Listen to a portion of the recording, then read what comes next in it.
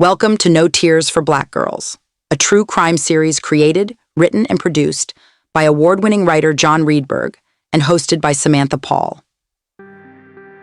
As the frigid January air bit into the skin of New York City, a harrowing tragedy took place that forever shattered the illusion of security for its residents.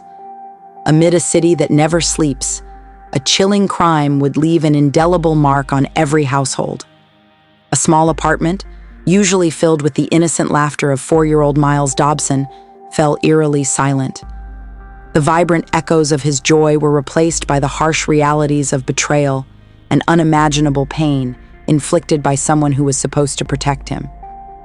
This was no random monster lurking in the shadows, but a trusted figure from within his family circle. As the city continued its ceaseless rhythm outside, within those four walls, a life teetered on the edge of extinguishment. Myls Dobson was birthed into this world on a dreary April day in 2009, amidst the clamor of New York City. His mother, Ashley, and father, known simply as Okie Wade, welcomed him with open arms. Like most youngsters, Myls was full of vitality and wonder, leaving an indelible impression on all those who crossed his path. Those closest to him described him as charming, wise beyond his years, and forever wearing a contagious smile. Despite his young age, Myls possessed an unflinching trust in others and exuded love for all. This was evident by the way his face lit up any room he walked into. According to interviews with Myls's paternal grandmother, he spent his earliest days in South Carolina under the watchful eyes of both his mother and father's families. He was showered with affection and received ample care from those around him. But as he grew older, accusations of maltreatment began to swirl. On January 11, 2011, the Administration for Child Services opened an investigation into Myls and Ashley after allegations of neglect surfaced. However, due to a lack of evidence, the case was closed just 2 weeks later. Sadly, this was not the end of Myls's suffering. In April 2011, Ashley was arrested after a nurse at the hospital noticed lacerations on Myls's body during an emergency visit. The incident occurred while they were staying at Myls's grandmother's home in Walterboro, South Carolina. In a video that has since been deleted, Myls's grandmother can be heard explaining to law enforcement that Ashley had intentions of moving to New Jersey with her son. However, they ended up relocating to Brooklyn instead, so that Wade could assist in raising Myls alongside Ashley. Sadly, their co-parenting situation was short-lived before a tragic event occurred. On one occasion, Ashley and Myls were forcibly taken from their home after a disturbance was reported.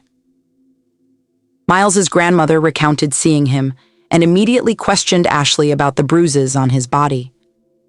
She wasted no time in seeking medical attention for him, aware of his mental struggles, which had previously led to suicidal thoughts and conversations with the South Carolina Department of Disabilities and Special Needs.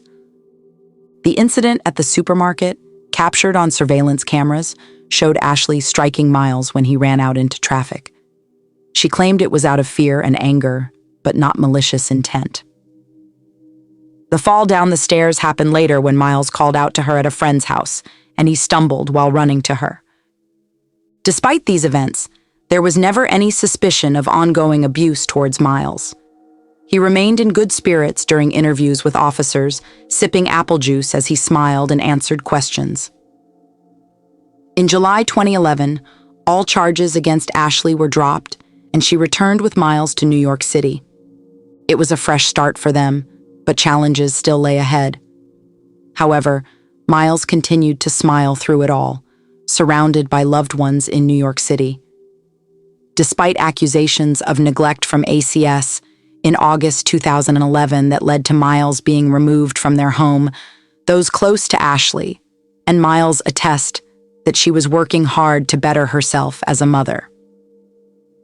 Unfortunately, in August 2012, full custody of Myls was granted to his father, who had a history of arrests, including identity theft and allegations of violence towards women. Just a month later, he would be arrested again. Despite this complicated family history, Myls was deeply loved by both sides of his family. The court used Ashley's struggles with mental health as ammunition against her, ultimately leading them to grant Wade sole custody of Myls. This tactic has been used before in similar cases where winning is the top priority. At the time, Ashley was still trying to get her life together and was living in a shelter in Harlem, which was justification for removing Myls from her care. The truth is that a tumultuous lifestyle can have detrimental effects on a young child, and the arrests just kept coming. It seems that when Wade was arrested just a month after gaining custody of his son, there was no one left to take care of Myls. So he would often turn to his ex-girlfriend, who he had a very rocky relationship with, to look after him. It was rumored that Wade had even been physically abusive towards her. Things got so bad that when the ex-girlfriend's mother passed away, her final request was for Wade to never set foot in their home again. Yet despite this, Wade insisted on using his ex-girlfriend's address whenever asked by the judge where he and Myls were living now that he had full custody. Myls was seen as nothing more than a pawn, since Wade would use him to collect public assistance by tying him to an address. Even after being monitored for a short time, any ACS case involving Myls was quickly closed. They assumed that since his father now had custody, he was in safe hands. But with Wade's questionable past and alleged behavior, could anyone say for sure? In some cases like this, the child is often left with one parent and they simply hope for the best. Unfortunately, things do not always turn out well, and the child, the most important part of the equation, has no say or choice in the matter. By late 2013, Wade had started dating someone new, someone he spoke very highly of and introduced to Myls. No one knew it at the time, but this relationship would mark the beginning of the end for 4-year-old Myls. According to reports, Wade began dating someone named Crazy King, aka Monroe, who was 27 years old, a 10-year age gap between them. King was born Christopher King, but later transitioned into a woman. Wade never introduced King to anyone in his life, but spoke highly of their fancy apartment near Times Square and King's attractive physique. This mysterious new person raised questions about how they could afford such a luxurious place in an upscale neighborhood with rent upwards of $4,000 a month.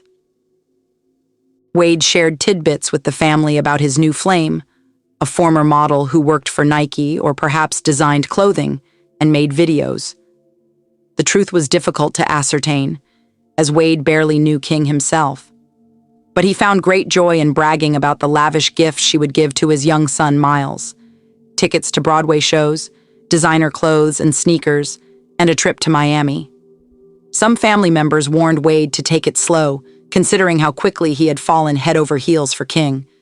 They advised him to be cautious, especially when it came to exposing his child to someone new. But Wade had full custody of Myls, so there was little anyone else could do or say. Then came the day that everyone's worst fears were realized. On June 27, 2013, Wade was arrested on fraud charges, along with 22 other suspects involved in a scheme at Atlantic City casinos. He was granted bail and given a court date for later that year. As if that weren't enough, just a few months later, on December 19th, Wade was once again arrested at his home in Brooklyn for violating the terms of his bail. This left Myls without a father, once again. Now, Myls had plenty of family members willing and able to care for him during this time. Both sides of his family loved him deeply and would have welcomed him into their homes with open arms. But instead, on December 21st, 2013, Wade made a call to King asking her to pick up Myls and become his caretaker. And thus began the tragic downfall of the innocent 4-year-old. Myls was left alone with King without anyone's knowledge or permission. Even ACS, Administration for Children's Services, who monitored Wade's custody of Myls, was unaware of this arrangement because they failed to properly investigate Wade after his arrests. Had they done so, they would have known that Myls should have been placed with family, not a stranger like King, who had no connection to the child or his family. But it was too late. Myls's fate was sealed when he began living with King at the Ritz Plaza on 48th Street in Manhattan. At precisely 10:50 a.m. on January 8, 2014, only a week into the new year, a distress call was made to 911 regarding a motionless child. The apartment belonged to King, and officers were summoned to the scene. They discovered Myls, limp and battered, slumped over in the bathtub. He showed no signs of life. Myls was swiftly transported to Roosevelt Hospital, where medical personnel were horrified by the state of his bruised body. Cigarette burns littered his skin, and his front tooth was missing. There were also numerous marks and wounds on his stomach and testicles, as reported by CNN. When questioned about Myls's condition, King claimed she had left him unattended on a ledge in the bathroom while she went into another room. She heard a loud noise and found him in the tub, unresponsive. This explanation did not align with the weeks of torture evident on Myls's body. Suspicion grew, and authorities' fears were confirmed when King eventually confessed. For weeks, Myls had been subjected to excruciating physical punishment at the hands of King, who stood at an imposing 5'10" and weighed over 230 pounds. He was constantly beaten and whipped with hangers and belts that intentionally struck his head with metal buckles. Allegedly, this was all because he misbehaved. King would lock him alone in the dark bathroom for hours when he acted out. On one occasion, she even slammed his head against the wall so hard that it knocked out a tooth. She burned him with cigarettes between his eyes and all over his body. Another method of torture was placing a scorching oven rack on his leg while wearing oven mitts. Myls was also bound to a chair with shoelaces and gagged to muffle his cries for help. According to King, this was all because he spilled perfume in the home. As punishment, he was also slowly being starved, with his last full meal allegedly on December 26, 2013. The last time he ate anything at all was on January 3, 2014. His fingers were lacerated, likely from trying to defend himself. His armpit had cuts and scars crisscrossed his back. He even received a severe beating for simply requesting McDonald's because he was hungry. Despite suffering from these horrific injuries, Myls was thrown onto the 11th floor balcony of King's apartment in freezing temperatures on January 7, 2014, after a particularly brutal beating. According to weather reports, New York City was experiencing a polar vortex that evening, with below-freezing temperatures and harsh winds. Myls was left on the balcony for over an hour, wearing nothing but shorts and a t-shirt. According to King's testimony, Myls had also been brutally beaten on one occasion. This was due to his confession of feeling isolated and alone in the world. While Myls suffered at the hands of King, he was left locked in a dark bathroom, battered and burned, while she carried on with everyday tasks as if nothing was wrong. On his final night, Myls's body began to shut down from weeks of neglect, torture, and starvation.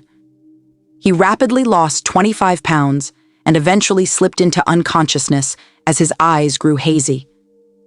Despite this, King did nothing to help him. It is believed that Myls died on the 7th, but it wasn't until later that King called the police. She remained emotionless during her confession, as the gruesome details of what Myls endured shocked the city.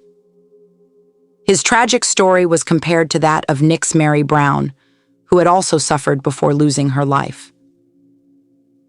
The news of Myls's death was almost unbearable for many. When his mother Ashley identified his body, she screamed in agony the entire time. She had been denied visitation rights since November of 2013 and had not seen Myls in his tortured state. The last thing she expected was for him to be lifeless. The news of Myls's death was almost unbearable for many. When his mother Ashley identified his body, she screamed in agony the entire time. She had been denied visitation rights since November of 2013 and had not seen Myls in his tortured state. The last thing she expected was for him to be lifeless. As word spread through family, friends, and the rest of the city, there was debate over who would claim Myls's body. Wade tried to make a plea with a judge for temporary release so he could make funeral arrangements, but was denied. Ashley Dobson expressed her intention to claim her child's body, and it was finally claimed a week later. His body was released from the morgue to a funeral home in Brooklyn, where arrangements were made. A few days later, after appearing before a judge again, Wade was granted temporary release to attend Myls's funeral, which was held on January 21, 2014, at First Corinthian Baptist Church in Harlem, New York. Despite a snowstorm, hundreds of people took to the streets to pay their respects to Myls. The hearse carrying his body arrived over 2 hours late due to the weather. The funeral service was a brief affair, hampered by unforeseen delays. The church was filled with an overwhelming sea of emotions as the funeral workers lifted the lid of Myls's casket for all to see. His grandmother, adorned in a white suit and hat, attempted to approach the casket, but was quickly escorted back to her seat, overcome by grief. Notable attendees Ashley Dobson and Okie Wade were visibly shaken as the harsh reality of Myls's passing sank in. Reverend Al Sharpton delivered a fiery sermon, placing blame on ACS for their negligence in Myls's care.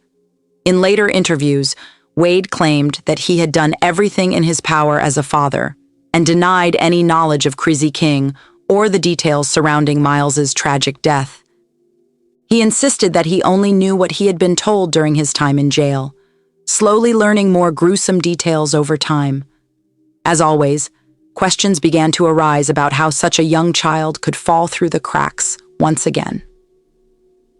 Familiar excuses from previous cases like Elisa Izquierdo, Daytwan Bennett, and Justina Morales resurfaced, with some pointing fingers at child services while others blamed the parents. But at the end of the day, these children are no longer here, and it doesn't matter where or who we place blame on. They suffered at the hands of monsters, and those who could have prevented it should be eternally ashamed. Myls was loved and had plenty of family members willing to take care of him, yet somehow he ended up in the hands of someone unfit. King, virtually a stranger to the family, dealt every brutal blow that ended Myls's life. And while everyone rushes to show their urgency and condolences after such tragedies occur, it is often too little too late. Rest in peace, Myls Dobson. Our heartfelt condolences go out to all his family and loved ones. Thank you for tuning in to No Tears for Black Girls, now a part of the Alive Podcast Network, the first Black female-owned and operated network dedicated to amplifying Black voices.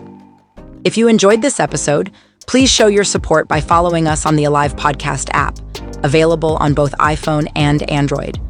You can also stay connected with us on social media and YouTube at No Tears for Black Girls, or on X at No Tears for BG. Remember to stay loved, stay blessed, and stay safe. Until next time.